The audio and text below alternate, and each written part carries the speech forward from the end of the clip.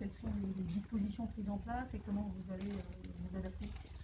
Si vous voulez, ce congrès qui a lieu 4, 5, 6 novembre, nous en avons réduit la jauge. Au départ, nous souhaitions avoir 2000 participants. On va se tenir autour de 1000 participants.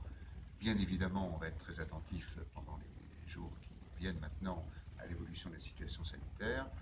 Nous avons le bonheur en Charente-Maritime de faire partie des quelques-uns qui sont les doigts d'une main des départements dans lesquels la situation est sans gravité, même si nous avons des problèmes dans certains EHPAD. Et donc, a priori, nous pourrons tenir ce congrès. Le président de la République, hier, dans sa déclaration, n'a pas remis en cause les déplacements, les transports, en avion, en voiture. Il a même demandé aux Français de partir en vacances pendant les vacances de Toussaint, et ça, nous le souhaitons beaucoup.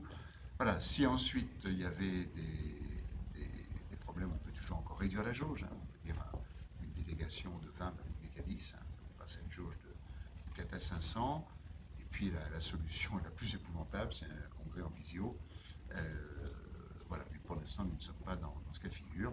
Après, naturellement, comme ce matin, la grande réunion qui a lieu en ce moment à Rochefort, tout le monde est masqué, avec du gel hydroalcoolique, nous allons ajouter des systèmes de prise de température à l'encontre. En dossier, c'est les dossiers d'actualité. D'abord, lié au département, le budgétaire. Nous avons perdu des droits de mutation. Problème du RSA. Le RSA est en pleine hausse. Les départements, c'est 5%, les départements, c'est 17%. Les départements au sud, on a plus les 7 premiers mois de l'année, les 9 premiers mois de l'année, c'est 25% actuellement, septembre, octobre, septembre. Donc nous demandons à beaucoup de choses à l'État, de prendre en compte ce RSA. Nous en payons 60%, en payant 4,6 milliards alors que nous devrions payer zéro au département.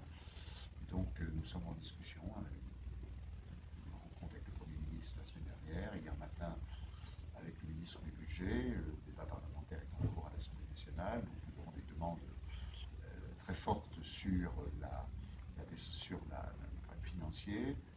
Deux, nous avons fait beaucoup de propositions en matière de décentralisation. Nous attendons la réponse du gouvernement. Ça fait 1 an et demi que nos demandes sont sur la table. Nous avons une conférence des territoires théoriquement présidée par le Premier ministre le 20 octobre, donc la semaine prochaine. Et puis après, le plan de relance. On nous dit de participer au plan de relance, mais aucune mesure pour l'instant n'est territorialisée. Voilà.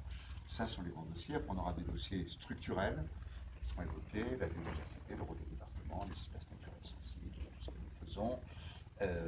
Les politiques du vieillissement. On voit bien la grande misère qu'il y a eu dans les EHPAD pendant le confinement, donc du vieillissement, d'autonomie. Vous savez que cet après-midi, Mme Puzel sera ici. Là.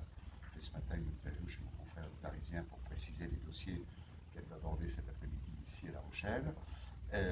Et puis, tout un tout petit peu l'avenir des collectivités, le rôle de l'État, avec un sondage préparé par l'IFOP et un certain nombre de chercheurs en sciences politiques et d'acteurs politiques qui viendront parler de tout ça. Tout ça est en clos par le Premier ministre en fin de matinée.